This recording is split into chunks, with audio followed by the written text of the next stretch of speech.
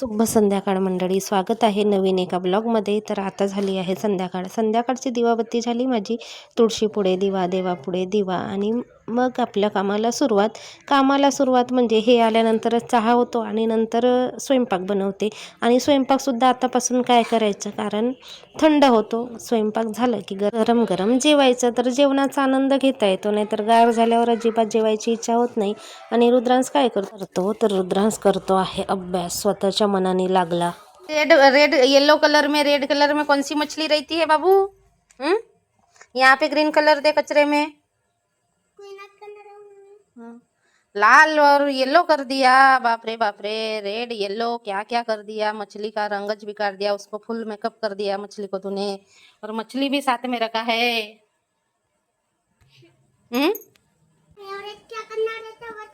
ये देख, ये मछली का कलर कैसा है? ऐसा लगाना था ना, स्काई ब्लू, लाइट वाला स्काई ब्लू कलर लगाना था। ये छोटा था जब की है तेरी मछली, अभी खेलती है। अन्नू की फेवरेट बन गई ये मछली। इसको धोना पड़ेगा, इसको सब धूल वगैरह लगा है। अच्छे से कलर लगा, डार्क कर। अभी येलो कलर किया है तो येलो को डार्क कर। और वो बबल निकले हैं मछली के मुंह से, उनको भी कलर कर। ये बबल निकले हैं मछली के मुंह से, उनको स्काई ब्लू कर।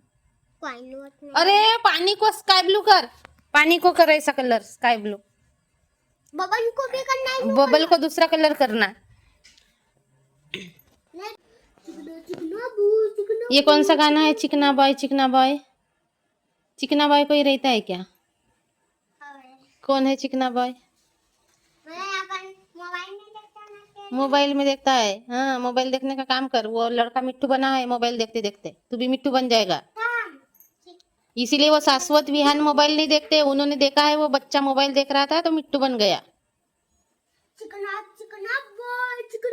समझ जा रुद्रांश, तू मोबाइल देखते हुए मिट्टू बन गया।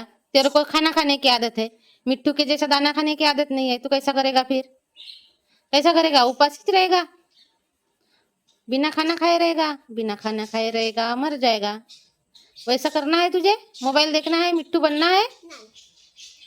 क्या बनना है? मिट्टू नहीं बनना है तो फिर मोबाइल नहीं देखना है, ओके? हाँ, टीवी थोड़ी देर देख सकता है, ज्यादा देर तक नहीं। टीवी भी देखना अच्छी बात नहीं है। अभी वो पढ़ाई के चैनल देते हैं ना, वो पढ़ाई के चैनल देखते जा। पढ़ाई के चैनल देखते जा, वो ऐसे कार्टून वार्टून नहीं देखना अभी बाबा। और मोबाइल तो देखना चाहिए नहीं, मोबाइल देखते देखते सब मिट्टू बन जाते हैं बच्चे लोग, समझा ना? इंसान बड़े इंसान नहीं मतलब बड़े इंसान नहीं बनते मिट्टू, बच्चे लोग बनते हैं, क्योंकि बच्चे लोग ज्यादा मोबाइल देखते हैं ना, बड़े इंसान से भी ज्यादा मोबाइल देखते हैं और जिद्द करते हैं। मैं देखूंगा, मैं ये करूंगा, मैं वो कार्टून देखूंगा, ऐसा करूंगा वैसा करूंगा। इसलिए वो जिद्दीपन के लिए वो मिट्टू बन जाते हैं। और बड़े लोग देखते देखते हैं अपना काम कर दिए, रख दिए मोबाइल, लेकिन छोटे बच्चे वैसे करते हैं क्या? इसीलिए वो मिट्टू बनते हैं।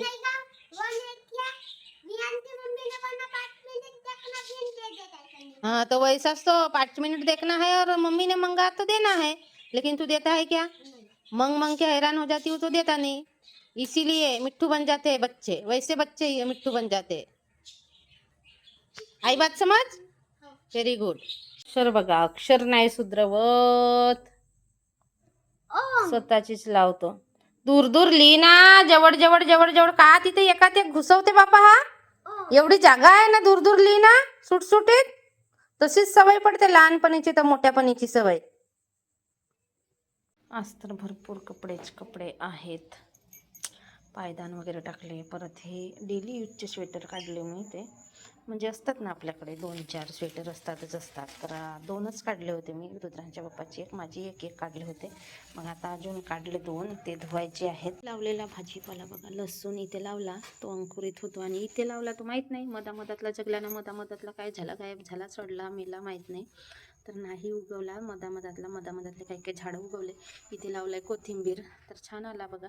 इथे पण लसूण लावलेला आहे, इथे पण कोथिंबीर लावला, म्हणजे जिथे जिथे जागा मिळेल तिथे लावली. मागे सावलीमध्ये होता ना हा गुलाबाचा झाड, अजिबात त्याला पालवी नव्हती. आता उन्हात आणली तर बघा, इथे पण आहे, तिथे पण आहे पालवी. फक्त तिकडे ठेवली होती तर हा एकच पालवी फुटली होती, आणि ते पण उंच वाढला. त्याला कापायचं आहे मला, पण कापली नाही, पण कापणार आहे ते. आणि कढीपत्तासुद्धा छान आहे. आणि हे जास्वंदचे झाडं ना एकदम कथ्या असे लाल असतात, कथ्या असतात, ते डबलवाले ते जास्वंद आहेत. गावी नेण्यासाठी म्हणून लावली होती, तर बघा हे असे पांढरे पांढरे झाले. आणि याला पण खायच्या पानाला सुद्धा लागले, औषधी टाकावं लागेल. खायच्या पानाला पण लागले याच्यामुळे. जास्वंदाला अशी लागते बुरशी. तर अशी आहे माझी झाडांचा हालचाल. छान आहेत बिचारे, छोटे छोटे. आणि जर असा कचरा वगैरे असेल तर त्याच्यापासून आपल्याला खत पण करता येते.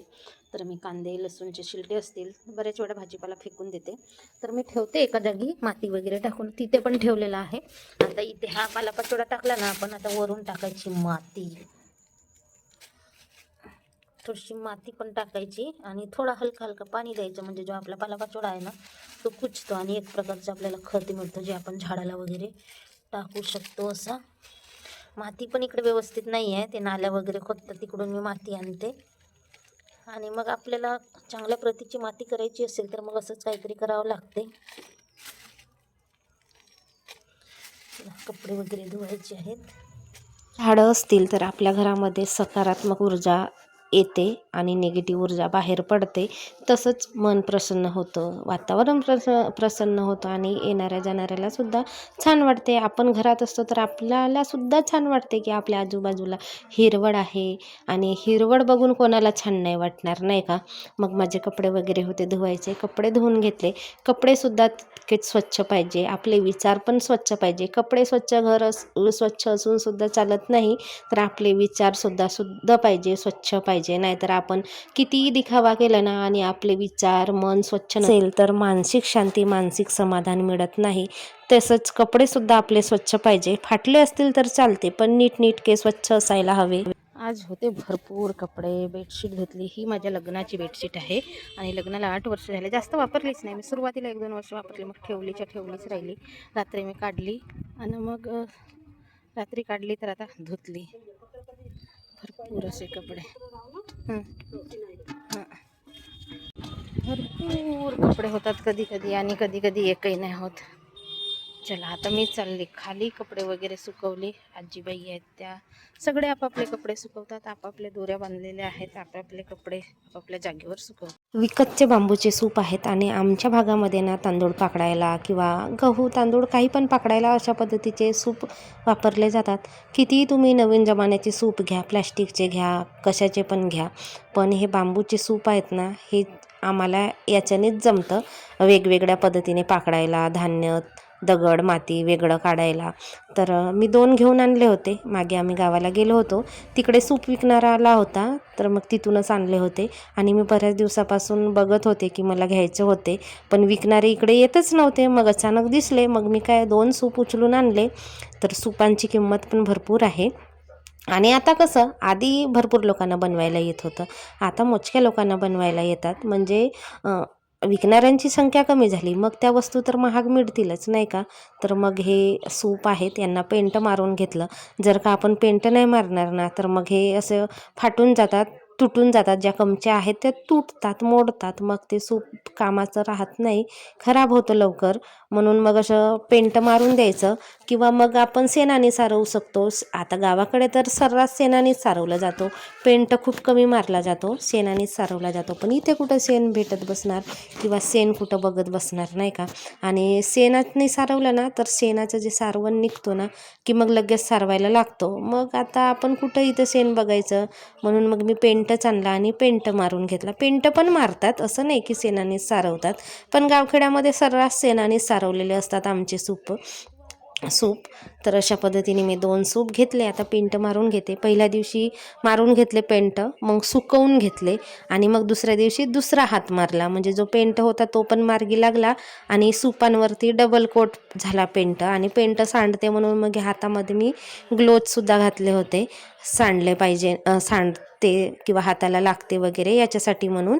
आणि अशा पद्धतीने मी पेंट मारून घेतला. आणि हे अशी जे काही कामं करायची असतील ना तर मीच करते. आमच्या घरामध्ये ह्यांना वेळ नसते आणि हे काही करत नाही, मग आपल्याच वाट्याला असतात ही कामं.